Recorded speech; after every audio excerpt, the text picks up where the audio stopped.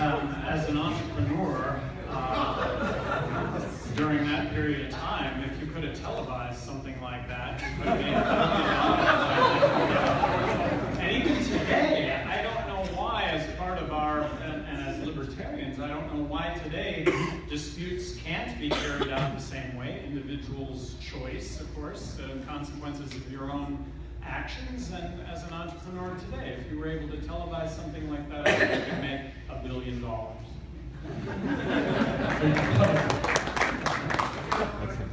Mr. Wilson, if you were the nominee, how do you unite the party behind your campaign, and how do you gain support and funding to make your run? we'll go ahead and begin this question with Mr. Hughes. The money and the endorsements are pouring in from all over the country. The front pages of magazines and newspapers, they're saying, dear libertarians, don't make the same mistake that the Republicans made. Nominate Austin Petersen. They are waiting and ready out there. I wish you could see what I see every single day online. They are waiting for us to give them a real choice. For the first time ever, we have an opportunity to give to the American people someone who represents everything that they want and everything that we want. I have never sacrificed an ounce of principle in this race. I have stood firm on all of my convictions. And to say perhaps Mr. Perry, I think I'm the most hardcore libertarian. Yes, well, Mr. Perry is the most hardcore.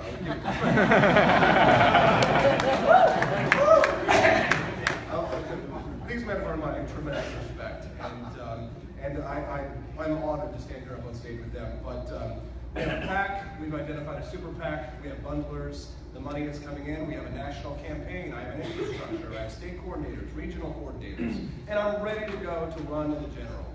And you will be proud to be a libertarian when I am the nominee of this party, because I will give you the same quality of candidates that you have not seen in the Libertarian Party. You will see victories with me, and you will be proud to be a libertarian, I promise you that.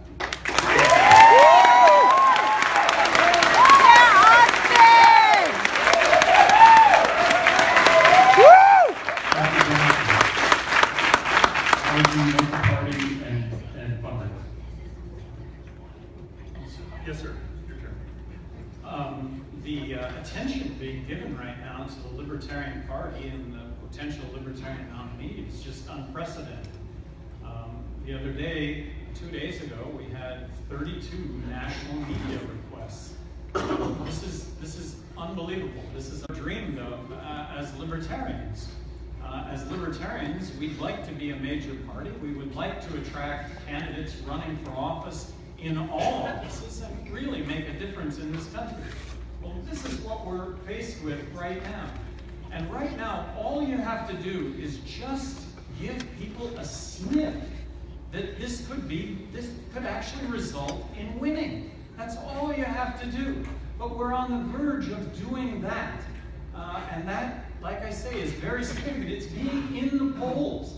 And right now, although I've been in a handful of polls, 3 national polls, that's 3 more national polls than I was in all of 2012.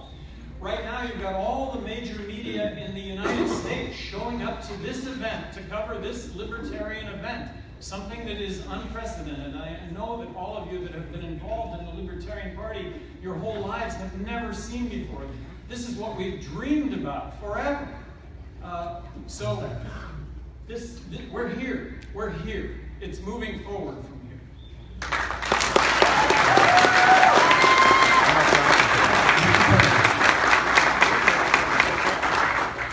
Even though the question is about what would I do as the nominee, it's really about what would everybody in this room do to help promote liberty from their members.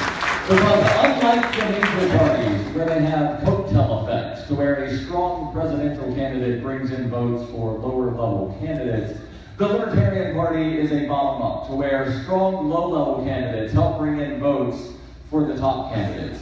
Because people believe, well, the presidential race is just too important to throw my vote away for a libertarian. But if we have strong candidates running for state rep, we have strong candidates running for county commission, we have strong candidates running for Congress, then you will be able to influence people to vote for the libertarian and realize it's not a wasted vote.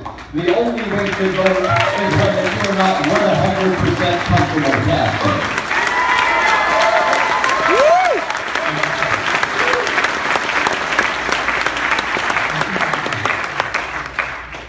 I promised my wife, and for some really odd reason, an odd random reporter that I would continue to tell the truth surveys. The first rule of any revolution, if you think we're not revolutionaries, then don't look in the mirror. The first rule is to redefine what the word winning means. I am not playing in the political system. It's madness, I'm sorry. If we do that, by slow steps, we will compromise our integrity and our principles and be absorbed by the very thing we're fighting against. I will not do that. And if I have supporters here, I have not let you down. Because I hope I have smart supporters, and if any of you truly believe I would win, you need to get out more. So, we will win. I promise you. I am a walking revolution. If you doubt it, Google me and read Random Martin. So I know what to do. But we have to be honest with ourselves first. We do. It is the local representative. Do you think the president can do anything without support down the town ballot? No. It's you are the soul of this party. Why are we not out supporting you, campaigning for you? This is a lost cause. But we can use the lost cause. What is the first rule of being a good thief? Look at this hand. Oh, you steal. This is what we will do, people. If you will listen to me this time with an open heart and mind, and not run me out of town on a rail before it's finished. Thank you.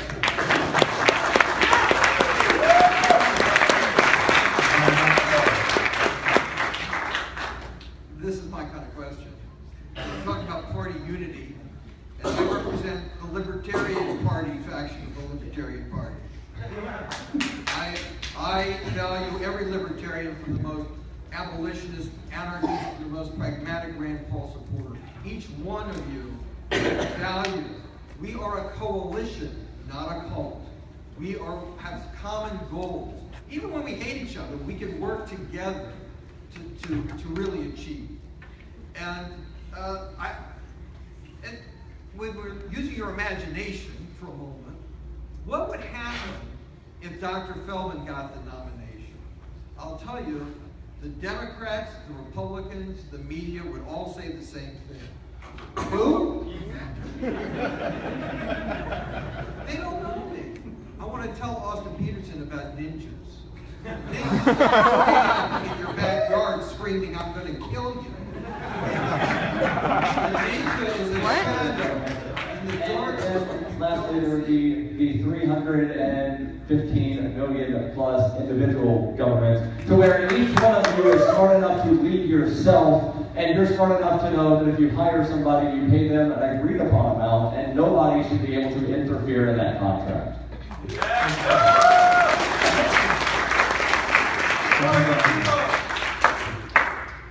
When I was running in 2012, Governor Perry from Texas was beating his chest over the fact that he had created more jobs than any governor in the United States in his tenure. Well, they did an analysis, and lo and behold, it was actually Governor Johnson who created more jobs. And my response to that was the same response that I gave when I was governor of New Mexico. Government doesn't create jobs, the private sector does. Yes. But as governor of New Mexico, it's really possible to create a level playing field. And in that context, I may have vetoed more bills than all the other governors in the country combined, but that was standing up against legislation that really gave advantage to one business over another business. Don't discount how incredibly powerful it would be to try to embark on just leveling this playing field, giving everyone equal opportunity. And without any legislation at all, running the federal government, appointing the heads of all the agencies, don't discount the power of the presidency to in fact accomplish just equality as opposed to crony capitalism, which is alive and well in this country today.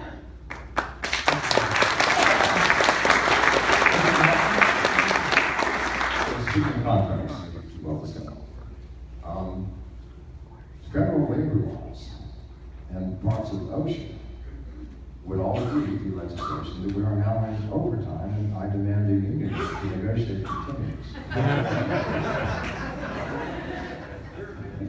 An indication of where we are. A government that has turned into a mother and a father of us. A government designed to serve, telling us what we can do, what we can't do. That we have to get vaccinated, or that we can't smoke weed. Maybe in some states can't get ourselves tattooed, I don't know. But it wasn't the intent. It's a service organization created by the people for the people. Every branch of government, our labor laws, occupational safety and health, our Department of Education, the DEA, which has put 120,000 nonviolent American citizens in prisons for taking drugs. This is the real issue, isn't it? We have a government that's gone insane and we don't allow it. Through inaction, or fear, or laziness. One of those three, we have responsibility. And if we have responsibility, we have the responsibility to fix it, and we have the tools. Do you have the courage, the energy, and the conviction to do this? Yes. That's all I want to say. I'm sorry, I did not address your question. Thank you. I claim this is politician. Mr. Petersen. Free market economics can solve the problems of the poor and the middle class, and let me tell you why. Because when the Pilgrims first came here to the United States, they had a system, a communal system, not a system of private property, but what they had was from each according to his ability, and to each according to his need. And what happened? They starved to death. Captain John Smith said, okay, well, we've got a problem. The settlers are eating one another. So it's time for us to institute a new system. Each pilgrim can now own their own private piece of land, and they can keep that which they reap from their own private property. Private property rights can solve the economic crisis here in the United States. That's what I will restore here. I will restore private property rights. I will stay out of a contract between an employer and employee because the government has no business being involved. I will also end the Federal Reserve System as soon as humanly possible. Why?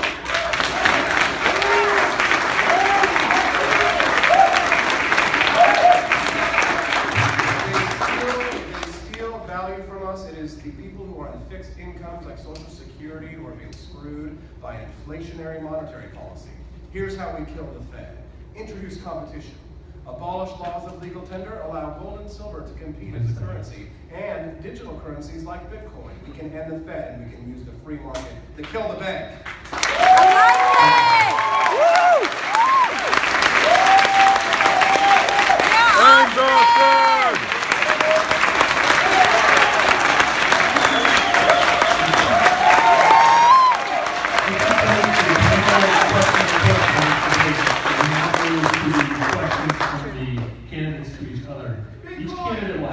To ask one other candidate a question. We'll start with Mr. Perry.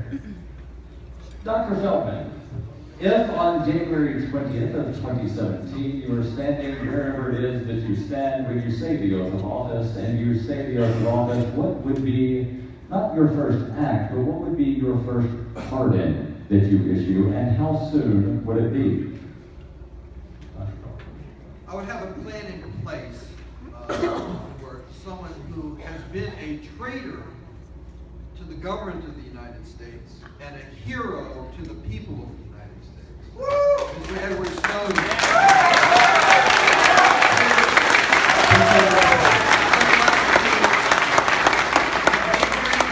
Bring him to the United States, and if he would participate, put him on trial, find him, sentence him according to the law, then give him a full pardon and a place in my administration, maybe as Secretary of State.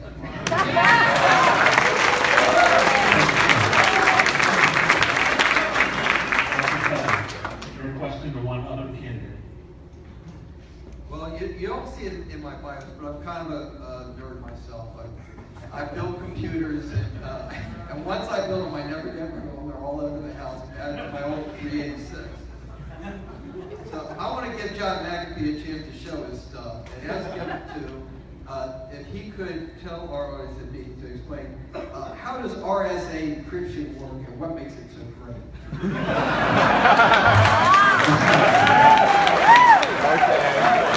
Okay. Thank you very much, Dr. Feldman. He has asked the impossible. We have to go to bed by 6 or 7 in the morning.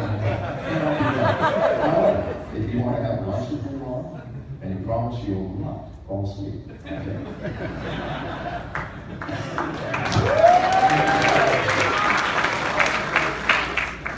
Mr. Petersen. My question. Governor Johnson, in 2008, your vice presidential pick endorsed Barack Obama. In 2012, he didn't endorse Ron Paul. He didn't endorse you. He endorsed Mitt Romney. In 2016, he endorsed John Kasich. Why didn't your VP pick endorse you?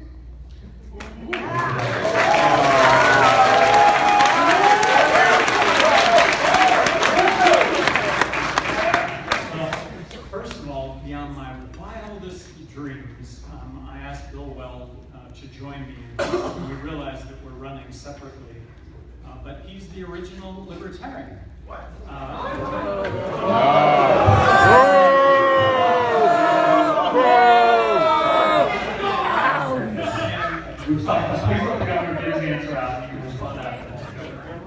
And I understand that there will be a vice presidential debate that is going to follow.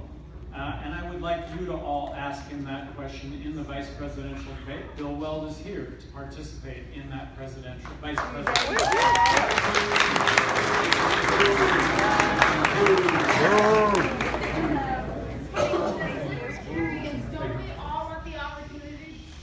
Ma'am, thank you. The next question will come from Mr. McAfee. Well, given Governor Johnson's response, am I not going to ask a question? To be polite, I want to know, I need to know this is right. Trust me. You were on a radio show recently and implied that most nights you go to bed with a pyramid of female genitalia. How do I do that?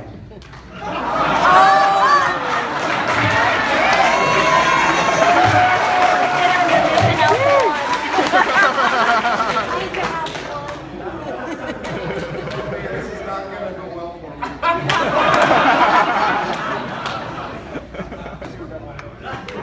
I think I've figured out, oh man, this is going to suck. I think I've figured out why we have such a problem with the ladies. It's because we're a bunch of betas. And it's because we have a sincere lack of testosterone in the movement. And what I'm offering you is a shot in the arm of testosterone. Because I'm going to go out there and kick Trump's ass. You guys see let me tell you something, you're not going to have to worry about misogyny. Because Hillary Clinton is one of the biggest misogynists ever with what she did to Bill Clinton's multiple mistresses. So I'm going to look like a saint. You may be a badass, I may be a Boy Scout, but we're all going to be badasses together. When I'm president of the United States, we're going to look good.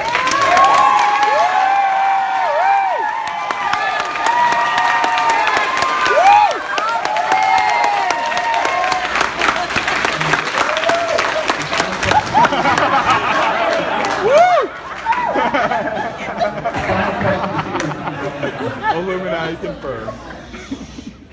Something that I'm asked all the time is, why did Rand Paul implode, given that he was a libertarian? Well, he wasn't a libertarian. That was his problem. So my question is to Darryl Perry.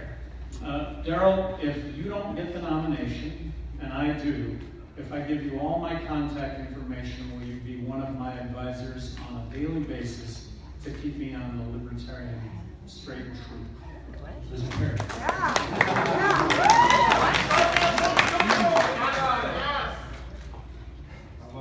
Ask me again Sunday afternoon after the nomination, and we see who actually is the nominee.